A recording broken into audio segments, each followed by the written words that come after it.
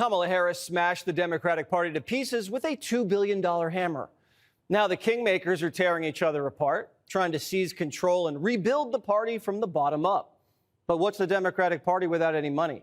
Kamala burned through $100 million a week during her little campaign. Now Democrats are in debt. She didn't win a single swing state and was the first Democrat to lose the popular vote in 20 years. So what'd Kamala do with her billions? New reporting from The Times shows Kamala gave $2 million to influencers and spent $10 million on concerts. Kamala blew $900 grand to put her face on the Las Vegas Sphere. And originally it was reported she paid Oprah $1 million for an interview. It's actually $2.5 million. They built a venue for a rally in Pittsburgh, but then had to tear it down because the Secret Service told them it wasn't secure. If only they'd done that in Butler. More than $500,000 went to Al Sharpton and Roland Martin, both people who just so happened to give softball interviews to Kamala. I'm not sure it's connected at all. And she spent thousands on Uber Eats and ice cream. I guess Joe's holdovers liked ice cream just as much as the big guy. While Kamala was eating dessert and making her friends richer, her staffers were getting stiffed.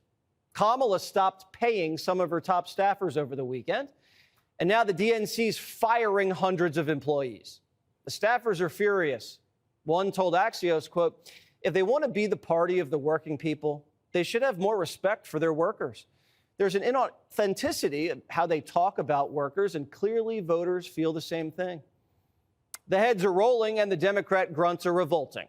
To us, it's obvious why Kamala lost. But some people are still scratching their heads. I don't know why the Democrats lost. I don't understand why prices have come down.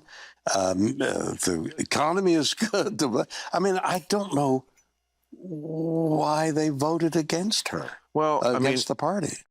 Others are still saying Kamala lost because America's sexist. He's a great candidate, a great resume, but in some people's minds, anybody that's not white and male is lousy. And we know that to be the case in this country. But Slick Willie says Americans aren't sexist. We love women, just the right kind.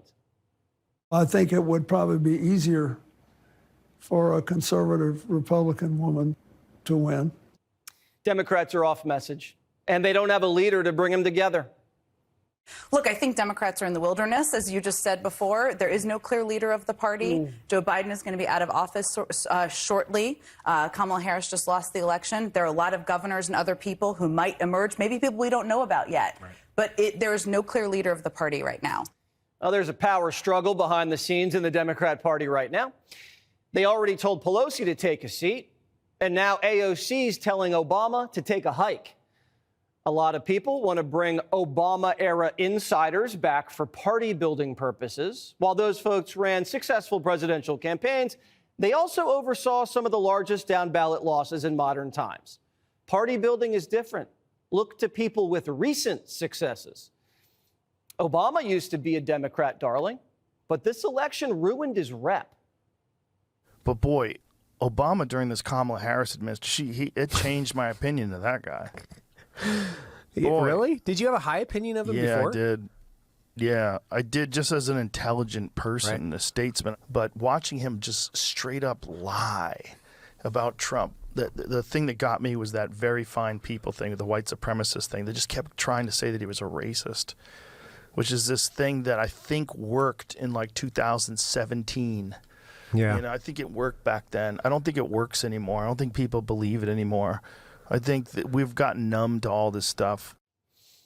Obama cooed Biden, and then Kamala kamikazed the entire party. Republicans have the House and the Senate, and Trump's cabinet nominations are rolling out. Fetterman says Democrats have to chill. It's still not even Thanksgiving yet. And if we're having meltdowns, every tweet or every appointment or all those things, I mean, it's going to be 4 years. Democrats need to stop panicking. Stop talking. Start listening. We lost. And I just want to say this to the Democrats. Do me this favor. Shut the up. When you win, you get to say what you want to. When you lose, you need to shut the hell up. And when Democrats start listening and they don't like what they hear, debate, don't censor and smear. They've purged everybody they disagreed with from their party and had no idea they were going to lose because they only talk amongst themselves. And it helps if you're a little more likable. Stop screaming at people to get with the program and instead make a program worth getting with. And a good first step toward that goal would be to make the voters not want to punch you in the face. And they really need to drop the weird stuff. One Democrat told Politico, "I don't want to be the freak show party, like they've branded us." Moderate Democrats are making a play to take back the party from radicals. They're looking from, someone new to run the DNC. But this time, DEI isn't even on the table. A DNC member said it's white guy winter. And welcome to Hannity. And tonight, the joy that Democrats tried so hard to manufacture during the election, that ended up being a lot of hate, is now spreading in reality across the country, but it is not coming from the left. Americans from every race, religion, they are celebrating a new era in the Washington swamp. Donald Trump headed to the White House. Even pro athletes now, they're showing their support. And coming up, we're going to play the president-elect at his big entrance this weekend at Madison Square Garden, the UFC fight. Plus, take a look at your screen. We will let you know if your current president, Joe Biden, ever made it out of the rainforest. But first, a sudden change of heart from two MSDNC's, most anti-Trump hosts. And that is the co-hosts of Liberal Joe Scarborough, Mika Brzezinski, announcing that the pair attended breakfast, I can't say it with a straight face, at Mar-a-Lago at their request with Donald Trump. Take a look. Joe and I went to Mar-a-Lago to meet personally with President-elect Trump. It was the first time we have seen him in 7 years. That we didn't see eye to eye on a lot of issues, and we told him so. What we did agree on was to restart communications. In this meeting, President Trump was cheerful, he was upbeat, he seemed interested in finding common ground with Democrats on some of the most divisive issues. And for those asking why we would go speak to the president-elect during such fraught times, especially between us, I guess I would ask back, why wouldn't we? All right, they must have spent 3 days working on what they were going to say after they had that meeting. All right, a few days ago, these two far-left radical hosts were comparing Trump to Hitler, calling him a racist and sexist and fascist, and now they're kissing his ass, sucking up to him, and having breakfast at Donald Trump's house at their request. Really? Mika said the election was literally a battle of life and death. For 8+ long years, these two Trump haters have filled their morning program with anti-Trump hysteria, conspiracy theory after conspiracy theory. I could fill an entire 3-hour show. I could do 3 nights in a row just playing clips of their insane, over-the-top, anti-Trump rage, hatred, name-calling, conspiracies. I am being gracious in the spirit of joy. I'm only going to make you suffer through a very tiny example to make a point. Take a look. I could go back and talk about Nazi Germany, and I do it without any concerns whatsoever. And if people can't start drawing the parallels, well, you're just stupid, or you have your head in the sand, or you're one of them. It's just staggering that people that I know, people that I grew up with, could still even consider voting for this autocrat. As important as Trump's fascism is, and is the lead story every day, his cozying up to dictators, his obsession with Hitler. But this is what voters know right now, that he is killing us. I'm talking about us women. He's killing us. Killing him. The big question tonight is, why would you want to be with the murderer, Adolf Hitler, Joseph Stalin, and Mussolini? After all that, I'm not sure why Donald Trump would meet with Joe and Mika. Maybe the president does want to be magnanimous. Maybe he wants to bring the country together. I'm not sure. When I interview him, I will ask him that question. And if I find out ahead of time, I'll bring that answer to you. Now, can anyone just for a second imagine Kamala Harris agreeing to meet with yours truly after, if she had, God forbid, thank God you didn't let this happen, if she won the election, after we spent all that time on this show exposing her, in her own words, her radicalism, her extremism, her utter incompetence night after night after night. And for the record, by the way, we invited her on this show. I offered her 3 hours of radio, 1 hour of TV during the campaign. We never heard back. And she's still welcome. You're going to have 3 hours of radio, 1 hour uninterrupted right here on Fox News with me. I don't see that happening. And anyway, it looks like Donald Trump, unlike Kamala and most everyone else on the radical left, is actually serious about trying to unite the country.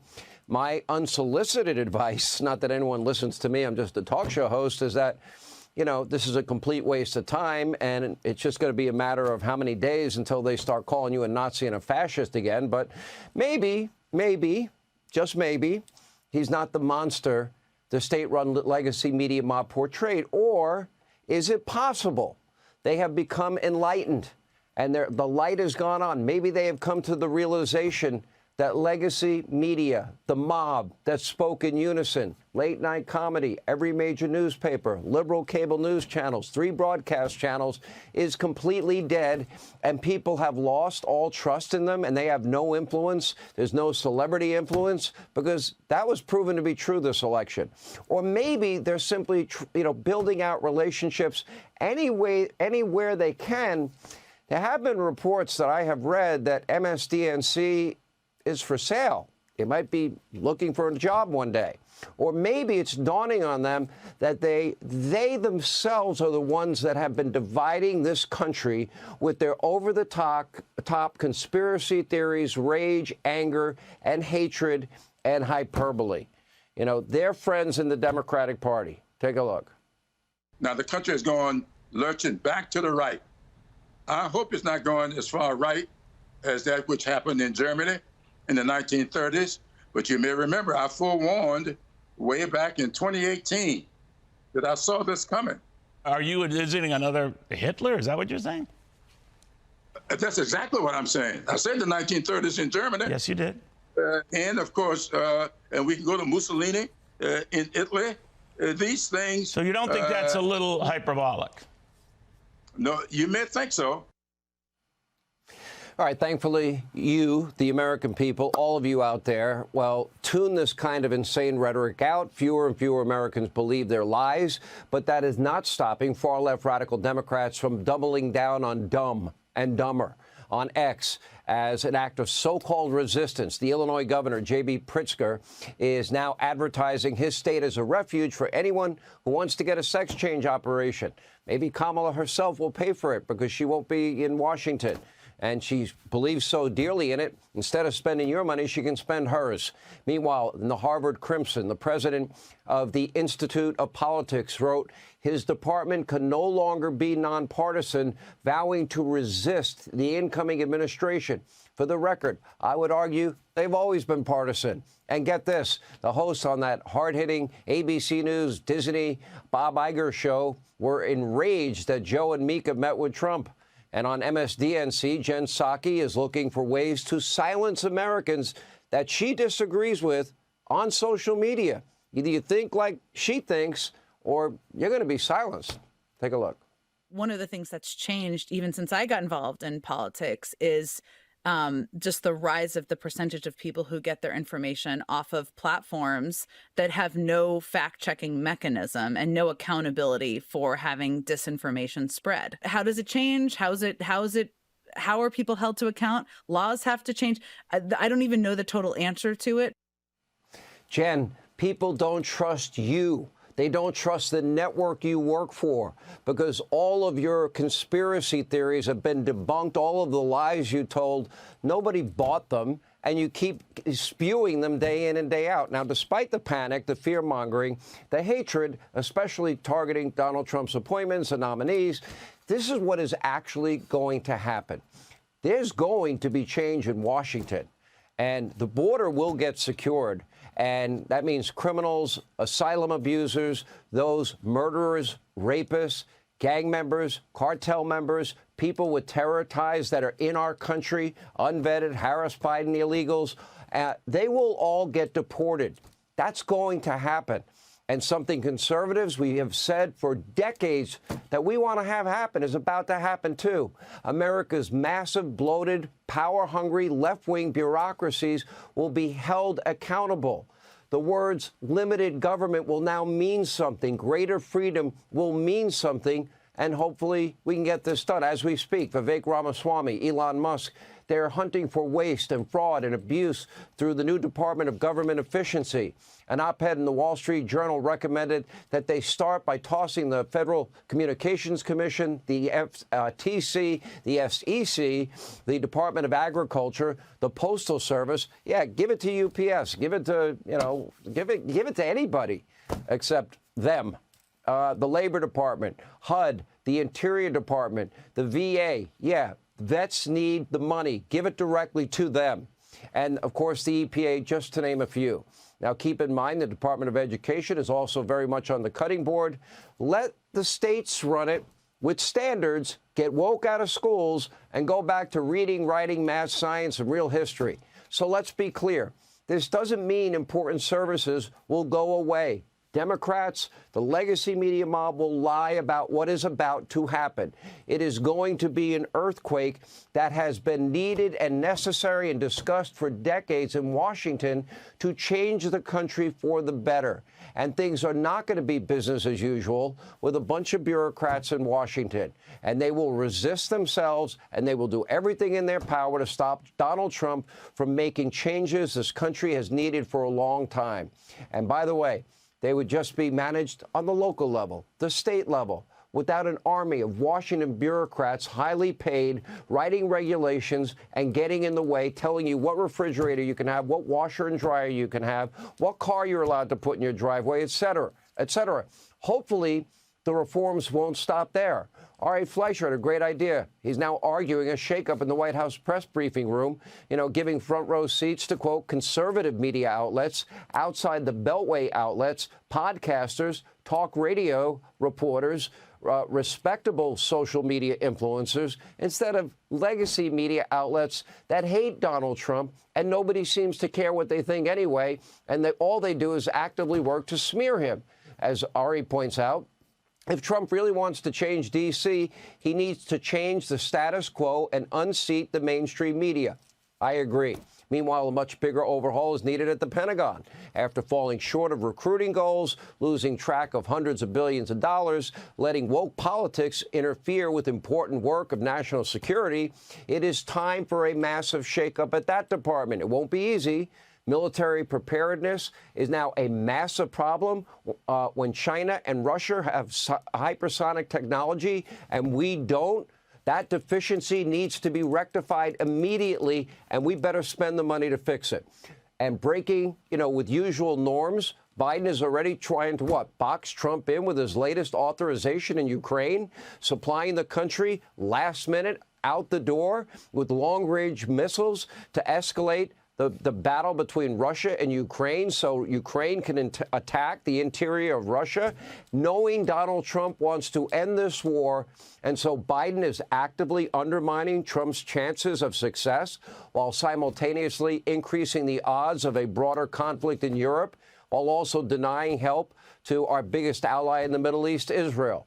There is no doubt Donald Trump is inheriting an absolute mess from Biden and Harris, both at home and abroad. But you, the American people, elected the guy that is going to go in. He's going to fix what's broken. The left will scream bloody murder. The institutionalists won't like it. It is exactly what he intends to do, and it is exactly what the country voted for. It's a question echoing throughout the liberal verse. Why don't we have a Rogan? Where's our Elon? Well, it's simple. You had Rogan. You had Elon. You even had me in college. But who didn't? Back then, all it took was a lukewarm Zima. Truth is, in the intolerant world the Dems created, no one like Rogan or Musk can exist. And that's because to attract people like that, you need freedom of thought, or hell, any thought at all. So how did the Democrat Party get here? Well, first, it was the lazy way out. Rather than making policies that benefit Americans, they slid mindlessly into the toxic bath of identity politics. This wasn't thinking, it was a cessation of thought, like when you're in a coma or watching Fox and Friends. Aww. Shut up. Their discussions were never about what can we fix or what can we create. Instead, they began and ended with who I am and why it makes me better than you. They turned everything into an identity pissing contest with their egos as a diuretic. Now, if you could claim some intersectionality, you were a neighborhood celebrity, especially if that neighborhood was a college campus or a newsroom. But as these scolds got louder and louder and more of our media invertebrates cowered into line, the resistance started to look a lot like the First Amendment. Ordinary people wanted the freedom from being canceled. And that's where the Musks and Rogans came from. They were the revolution. They were the resistance. So you can't be the resistance when you're the machine controlling all thought. It's why they couldn't create their own Rush Limbaugh or their own Twitter. The left turned into everything they used to hate about the right. It's been the ugliest transition since Admiral Levine turned in his boots for pumps. The machine can't make its own resistance. The resistant leaves, and you're left with humorless, hectoring hags like Joy Reid, who's shedding viewers faster than her hair. So are the Dems ready to give up and grow up? Well, here's Jen Psaki doubling down that dissent is disinformation that must be regulated. One of the things that's changed even since I got involved in politics is just the rise of the percentage of people who get their information off of platforms that have no fact-checking mechanism and no accountability for having disinformation spread. Laws have to change. I don't even know the total answer to it, but that seems to me to be a core issue. That was on Katie Couric's podcast, which is slightly more thoughtful than her colonoscopy. Oh my God. Remember that? Still, they embrace censorship rather than figure out what they did wrong. But there's another reason the Democrat media complex can't change: ego. Rather than identify with real people, they chose to please the peers in their industry because that's where the cocktail party is. That's where they can impress people who might write about them in Vanity Fair. Their egos need that. So they mirrored each other's assumptions. It was a giant circle jerk, emphasis on jerk. But as they no longer identified with real people, an orange billionaire with brass balls and a willingness to call bull did. And by standing up and yelling, fight, fight, fight, he attracted renegades inspired by his fearlessness. You saw them at the UFC, on the street, at football games. They're no longer afraid to speak their minds. And if you don't like it, cool, there's the door, if you can fit your fat ass through it. Hey, Sean Hannity here. Hey, click here to subscribe to Fox News YouTube page and catch our hottest interviews and most compelling analysis. You will not get it anywhere else.